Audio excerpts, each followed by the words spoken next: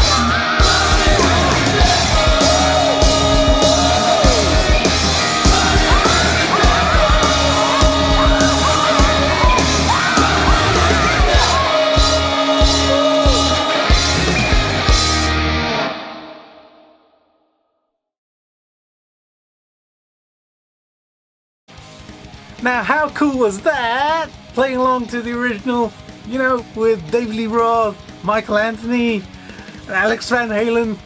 Obviously, we had to mute Eddie out because I was fulfilling that role.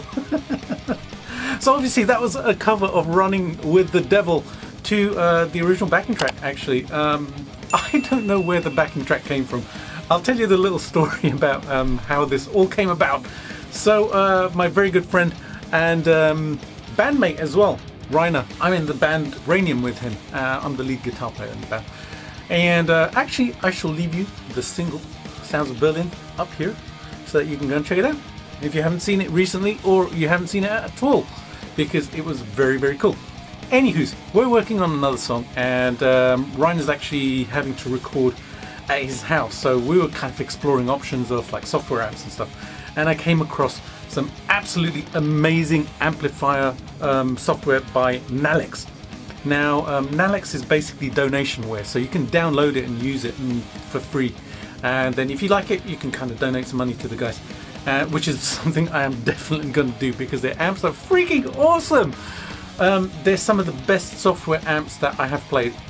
Not just in terms of sound, you know, you can get from a lot of software amplifiers. It's how it feels. It actually feels like I'm playing a real guitar amp, you know, just the response and stuff. Anyways, we were exploring software amps, and I'd sent him the NaLex, and he was kind of playing around with the Crunchman and stuff, and then we'd gotten on to Van Halen. Somehow, can't remember, and he was kind of playing and running with the devil. So he went on a quest to actually figure out the tone of Running with the Devil using the Amplex software. Yeah! Then I jumped on board. And I wanted to get as close as possible. Now the Amplex is very, very cool. It actually comes with a folder worth of text files, and the text files actually load in different amplifiers. Now there wasn't a Plexi in there, but there was a JCM 800 model. And the text file, which I'll show you in a second, actually contains the component values. So from the input stage, the resistors and the capacitors, the gain staging, what components are there, etc., etc. So seeing that I do kind of tinker around and kind of build and modify guitar amps and stuff now, I do have a little bit of knowledge on this. And I have a little bit of knowledge about Eddie's Marshall back in the day. So what I did was I actually took the JCM 800 text file and I turned it into an EVH Plexi. So I changed some of the components in order for it to sound much more like Eddie's Plexi on the first album. I'm going to walk you through all of it.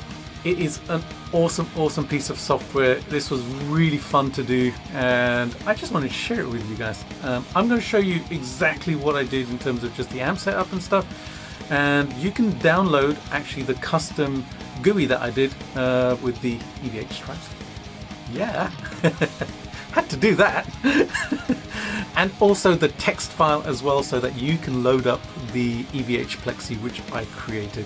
I will leave it in the description box below so that you guys can go and check out the link and download it. Yeah! So I am going to go over to my Mac, where Eddie's actually kind of jumping around right now, and I'm going to load up Logic and show you exactly what I did, which impulse responses I used, how I actually have altered the EQ right at the end so that it sounded much more like the original, and I'll give you some comparison clips. This was so much fun to do. I love playing Van Halen. Oh, by the way, used my iconic guitars Evolution S, which works so beautifully well for this track. Now the pickups were a little bit hotter than the paths that Eddie was probably using, so one of the things that I did was I actually turned down the guitar volume on all of it so that I only went up to about 2/3, maybe 3/4 volume for the whole track, except for the lead parts. I boosted it to kind of maximum for that, but I kept it on that kind of 2/3, 3/4 kind of level so that the pickup was a little bit less hot, and it worked perfectly for recording the track. Alrighty, gonna go over to Logic, show you, and then once I've shown you on Logic, I am gonna show you the track again. Yeah, no. Alrighty, let's get going with Logic.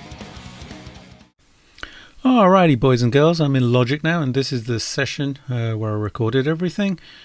And I literally just had one rhythm track up here, one track for the solos, the 2 short solos that are in the song, and that's it. And on the left hand side you can see my signal chain and all the effects and the amplifier and the impulse responses, etc., etc. If I turn everything off first of all, you'll see that my guitar parts are basically just DI parts.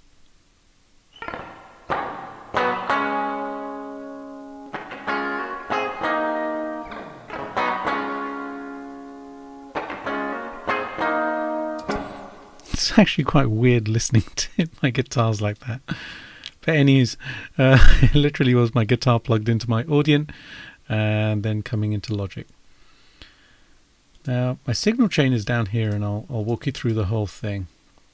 So usually when I set up Logic, I have this awesome channel strip already set up on every single channel actually. So if I show you the mixer, you'll see that the Lindell 80 actually lives on all of the channels that I'm using. It's a wonderful channel strip by Plugin Alliance. Love the sound of it. Basically put a little bit of saturation onto the front end, boost the 12K a little bit, and then 1.6K a little bit as well. It's just the way I like to kind of, you know, start off. It's like having a channel strip that you're plugging into. All right, the Amplex amp. Check it out. How cool does this look? I had to create this custom GUI here because once I created the actual amplifier, and I'll show you the text file in a second, showing the amplifier as well. I just had to have it.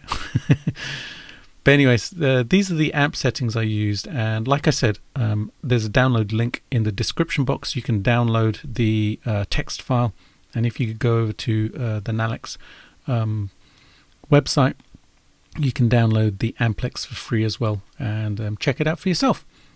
So when I set up the amplifier, had quite a lot of gain because I'd based it on the 800. It had more gain than regular plexi, so I actually ended up turning down the gain to about, let's see, what's that, just under 2 o'clock.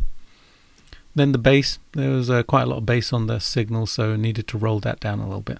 But then when I got to the middle and the treble, maxed them out, and the presence as well, just like Eddie did. Basically, when he was in the studio, legend has it that all the knobs were basically turned up to 10 or 11 if you're Spinal Tap. So that's how I set up the amp. Very, very simple. Literally these two are in pretty much the same place, just under 2 o'clock, and then everything else, all the middle treble and the presence maxed out. Power amp I kept a little bit under 12 o'clock, and the low end as well, just so that it didn't get too boomy, is at about 11 o'clock. And volume maxed out as well, so that the virtual power amp section in this amplifier was working hard also. Okay, so once I had the amplifier, needed the right speaker cabinet. I use a mixer by Redwires. Love this piece of software, absolutely amazing. And the impulse responses that I used were by 3 Sigma, and they're called the VH7884. So basically the cab that Eddie used between 1978 and 1984. And these were the 3 microphones which I combined to create the sound. I played around with quite a lot of the variations, and these were just the ones which sounded, you know, pretty close to my ears as a starting point. Now the sound wasn't exactly the same as the album, and there's a reason for that. One thing to keep in mind always when you're trying to dial in a guitar tone which you're hearing on an album is to keep in mind that it's a produced album, which means that someone has mixed it, likely EQ'd it, added, you know, mid-range, high-end, taken away some low-end, done some stuff to it, maybe put it through some analog gear, and that's going to change the sound. So just these two aren't going to really get the exact sound. If you want the exact sound, then you need to play around with the EQ a little bit, which is exactly what I did. So the first thing I did was notched out a couple of frequencies. Now these were just causing resonant peaks, which were creating a little like bell ringing. So I found them and basically just notched them out. And one's at 2740 Hertz, and the other one is 4940 Hertz, and literally just all taken out. That cleaned up the signal a little bit. But then the next EQ will show you exactly what I did to get the sound as close as possible. Yeah, check out this curve.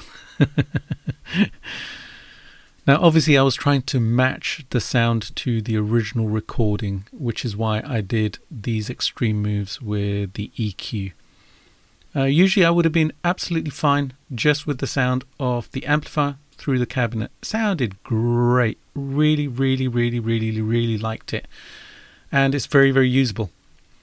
But because I was trying to essentially clone the sound from the original record, I needed to add in a mid-range roll off some more of the low end, and also create this dip. Again, it's at 2880 Hertz, which is very, very similar to this one. It's 2740. So notching that out so that there wasn't kind of like a bell ringing thing going on there and a resonant peak there. Then it needed a little bit more high end, so 6350 did it. But then it was creating a lot of kind of, high end coming through, more so than the album. So I put a low pass filter in there at 11,800 Hertz, 6 dB drop, and that's what worked. I basically moved this around to find, just using my ears to find the exact right place where it just sounded and felt to me like the original track. So this is essentially what worked really well. So it's those 4 elements: the amplifier, the speaker cabinet, notching out these 2, and then finally the EQ curve there. So that got me the sound of the guitar. Now obviously there's some effects on the original album, which I'll show you in a second. But if I play my rhythm guitars now, you'll hear exactly what they are doing now.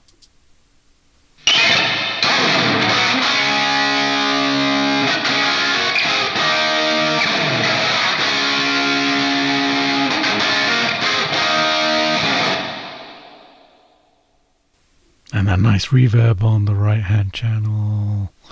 So lovely that. Now if I go back and I actually take off the EQs, you'll hear how it changes the sound.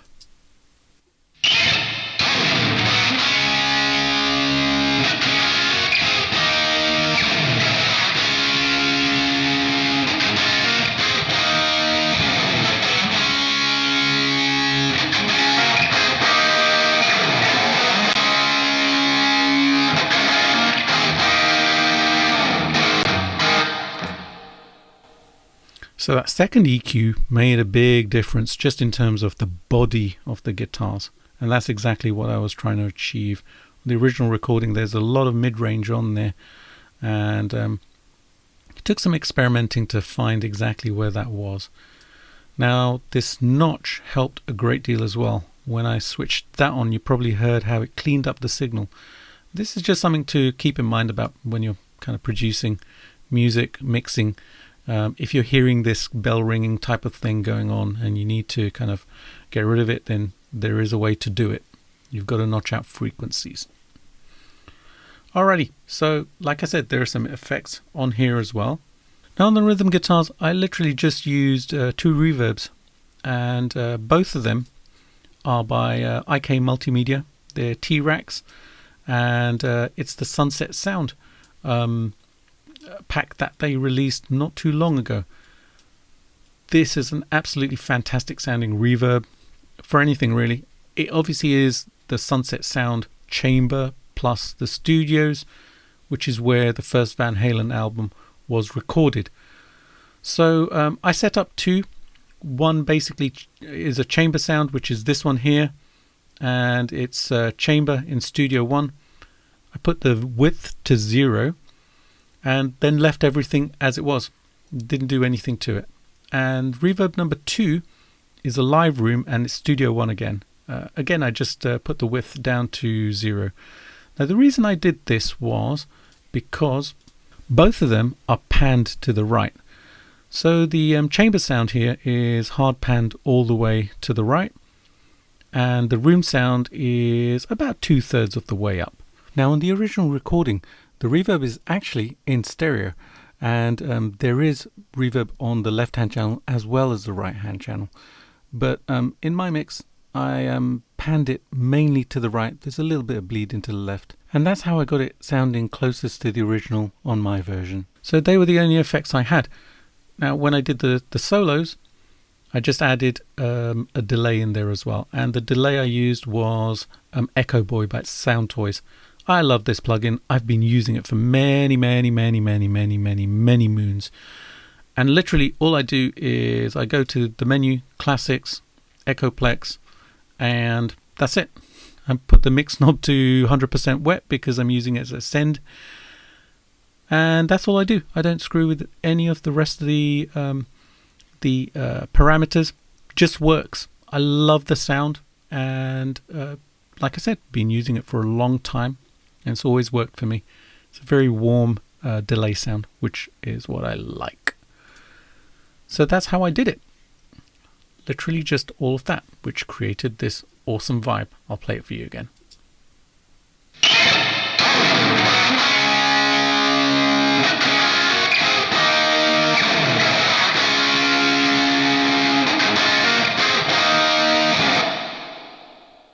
And I love how that reverb is on the right hand channel. And if I go over to the lead channel here, you'll hear a little bit of echo on there as well.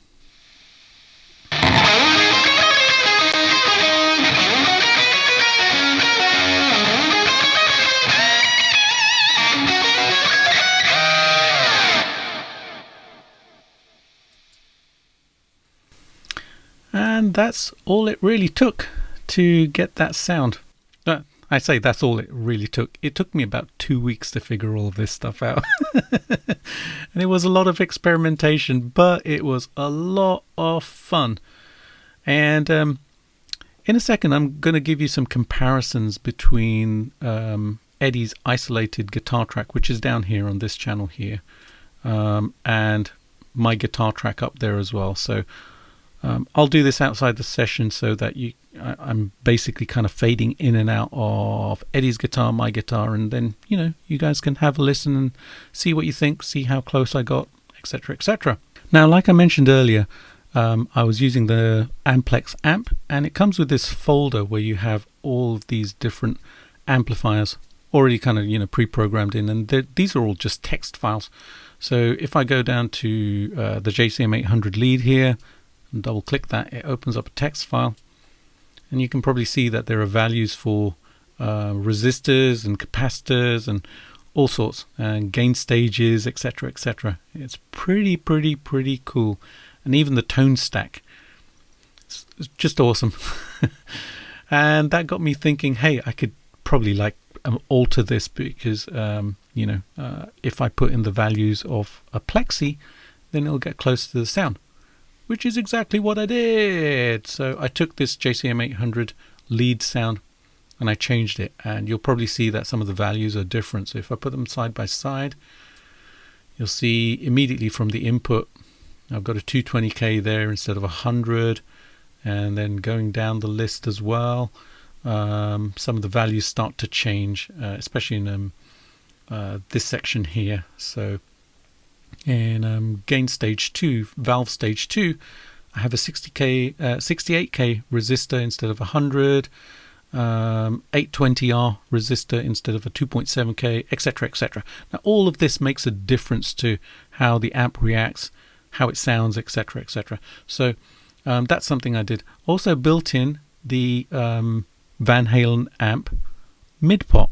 Now basically the story behind that was that the mid pot in a regular plexi was 25k. On the 800 it's showing as 22k, but in Eddie's amp it was actually a 50k.